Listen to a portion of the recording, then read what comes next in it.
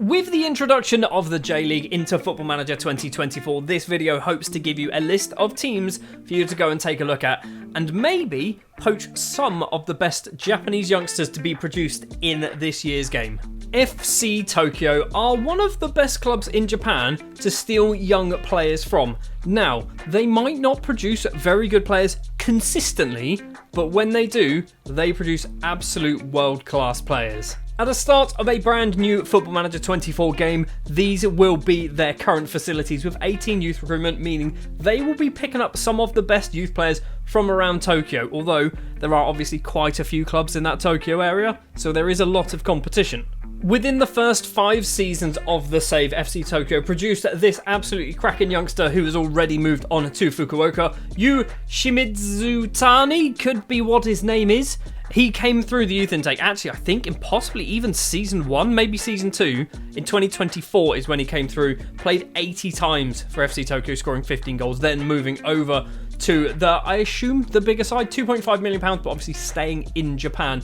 He has a current ability, this is after, bear in mind, a few seasons, where he's kind of moved on a little bit, 135 current ability, 159 potential ability. So he is arguably going to be a world-class footballer or close to being a world-class footballer.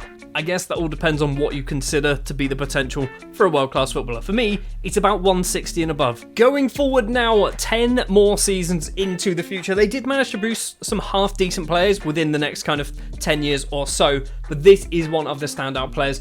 Daihachi Airo is a player who has come through. He's still only 18 years of age. He's already got a cap and a goal for the Japanese national side. Striker who looks pretty decent. He's wanted as well by a lot of big clubs around Europe by the looks of it, a lot in England, and then PSG there at the bottom of the list as well.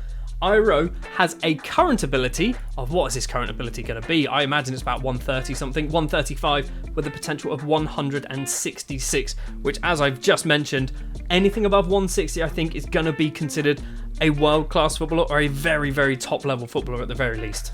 Once again, we've moved forward another 5 more years. It's now 2043, and FC Tokyo have produced Nakoi Mera, who is an 18-year-old. I think he's only just turned 18 as well by the looks of it. Right back, potentially right winger. He's come through their youth intake, and he's interested. He's got interest by once again a lot of the big clubs around Europe and England. And he's going to have some high potential. I think this guy is actually pushing 170 potential. 162, there you go. 133 current ability, 162 potential ability. Now, like I said, FC Tokyo will not produce superstars consistently, but they do seem to get the odd, basically, superstar turning up in their youth intake. So it's probably worth having a quick look at the FC Tokyo youth intakes every season, just in case there's a player in there like Mira who just looks ridiculously good at such a young age. Over the course of this 25-year simulation, Vissel Kobe produced a ridiculous amount of players who had 135 potential or greater, which is that's the level that I look at as Premier League quality is 135 potential. Anything better than that is obviously potentially moving into the realms of world class. They had 24 players turn up over the course of 25 youth intakes, which, if you can do maths, is 1 per season pretty much. Now, from a facilities perspective, they're not that great, really. 14 training, 12 youth facilities. Junior coaching is not great at 11. Youth recruitment at 14, also not particularly good. But they seem to be picking up a stupid amount of good players. And when they have a golden generation, which they did after 25 seasons, they got some insane quality players. So Vissel Kobe in the first 5 seasons didn't really produce a huge amount. They did manage to get about 4 players with 135 potential or higher, this one being one of the better ones. And if I'm perfectly honest, he's not great, but he does have that 135 potential or above. Morishima, probably not going to be particularly amazing, but he's still not bad. 18 years of age, you could probably play him in the Championship in England. He does have that 135 potential, but his current ability is 108, so he looks probably better right now than what he actually is. Now, we've actually gone forward 15 years in the future, because basically Vissel Kobe didn't have a huge amount of players coming through their youth intake, because when we get to season 25, they had a golden generation, and by golden, they had 11 players that met the criteria, which is insane. We are going to take a look at Yamauchi, might be his name. He came through youth intake actually in about season 9, something along those lines, because he's got some very good, very high potential. He's actually moved over, I assume, to Saudi Arabia. He's gone, yeah, he's playing in Saudi Arabia. At 23, he's got 28 caps for Japan. His current ability is 147, and his potential is 155. So actually, from the first 15 seasons, he is probably, and by probably, definitely, Vissel Kobe's best youth player so far. But there will be better. Like this man. He is only 20 years of age. Ihara came through the youth intake in 2038 for Vissel Kobe, and he has been playing fairly consistently now for, what is that, 6 seasons? Something along those lines, 129 appearances, 4 caps for Japan as well. If we take a look, he has 158 potential, 146 current ability. They managed to produce 4 players through this youth intake with about 140 or above potential. Tomohito Kamin is another example of this, only 16, so he literally just came through the youth intake, and he doesn't look great, but this is the type of player that I would find and go, his mental attributes are insanely good. I'd bring him in purely based on his 19 determination and his 15 decisions, and arguably the bravery, the positioning, even the natural fitness. And with 153 potential ability, maybe he will be able to get there. He's a long way away, about 75 or so points away, but he's got plenty of time, only 16. Over the last 5 seasons, so between seasons 20 and 25, 11 players have come through the Vissel Kobe youth intakes with greater than 135 potential. Raya Jamori is probably one of the better ones, still only 17 years of age, so he's only just turned up. Has a current ability of 97, a potential of 151. Also, as part of this, Vissel Kobe have managed to poach some absolutely ridiculous youngsters from some really small teams. Like Ochai, could be his name, from Matsumoto, who are in the 3rd tier of Japanese football. Ochai has a potential ability of 168. He's only 20 years of age. He's going to be world class. Another player to come through their youth intake was Kazuki Nita, who is a very good central midfielder. Again, much like a player that I mentioned over a previous season, mentally I'd look at those numbers and go, I think there's something there, and I'd roll the dice and go for a gamble on him.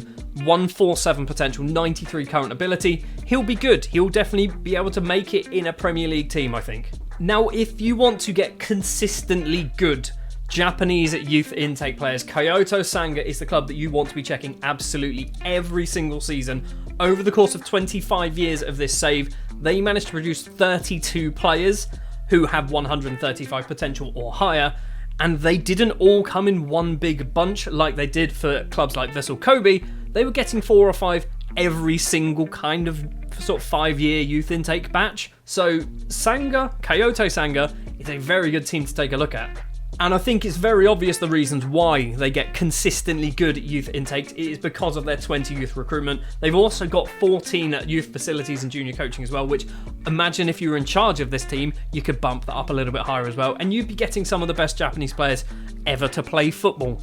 Over the first 5 seasons of this simulation, this man here, Hiroki Akiba, will be an absolute superstar for the Japanese national side and potentially Kyoto or whatever club he moves on to in the future. He is one of the best players to be produced in this save. 168 potential ability, 101 current ability, came through the Kyoto youth intake after maybe season 1 by the looks of it, scoring 7 goals already, not quite in the Japan national side, but I imagine he's not far away.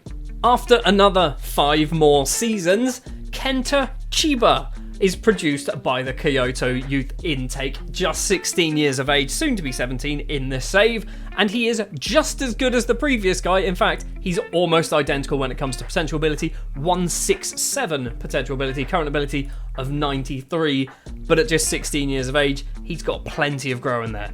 Now, after another 5 seasons, so 15 seasons in game, Kyoto managed to produce probably what you would consider to be a golden generation, where they actually made 8 very good youth players. However, nobody was particularly outstanding. 145, I believe, is Takashi Kaneko's potential ability. He was the best, or one of the best players to come through this youth intake, but they did get 8 players with 135 to 145 potential ability, which on paper doesn't sound particularly amazing, but if you were playing in Japan in the J League, that if all of those players hit that potential, you'd win the league. You'd win the league with ease. 20 seasons have now passed, and we have got ourselves a couple of very, very good Kyoto youngsters coming through. 17 years of age, Okayama is a right winger who is very, very fast. He's very determined and very, very angry. Again, much like I've said before about other players, looking at some of those numbers, that determination of 17, teamwork of 14 is good. Physically, he's got some good numbers there. I'd probably take a gamble on Okayama. Current ability-wise, 107, potential 167, and he's not even the best one from this youth intake. Now we're 25 seasons in, and whilst Kyoto Sanga haven't really produced any superstars in the last 5 years, I did just want to take a look at their facilities to see what has changed. They have dropped down on youth recruitment by 1. Their junior coaching, I believe, has increased. The youth facilities, I think, has increased very slightly. So they have started to decline, but yeah, the last 5 seasons, they haven't really produced anyone particularly amazing, but I think that's because when it comes to Japanese youth intakes, 2 other teams throughout the final 5 seasons kind of dominated when it came to bringing in the very good youngsters. I've also got a few other teams in Japan that seem to occasionally produce superstars.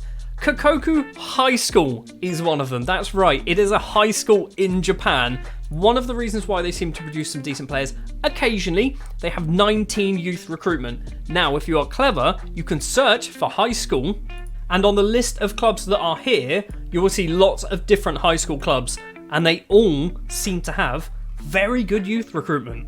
So if you ever got a spare few hours to spare, you can go through some of these Japanese teams, maybe even some of the South Korean ones as well, to see whether they have produced any decent youngsters.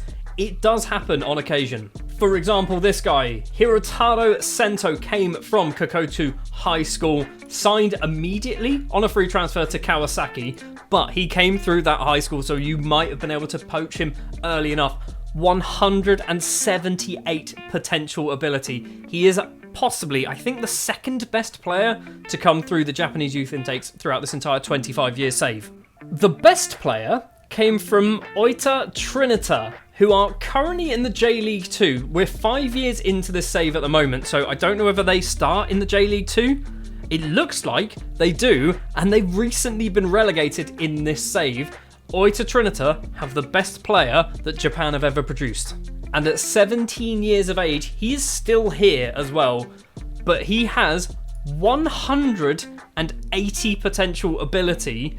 He's the type of player that realistically, if you were to find him, you'd be laughing. Because you've got not just a very good footballer, you have a world-class footballer if you can nurture him into that type of player. In case you're wondering as well, Oita don't have particularly terrible youth recruitment and things like that, so they're not a bad club to take a look at, but it's not amazing. 12s and 13s across the board.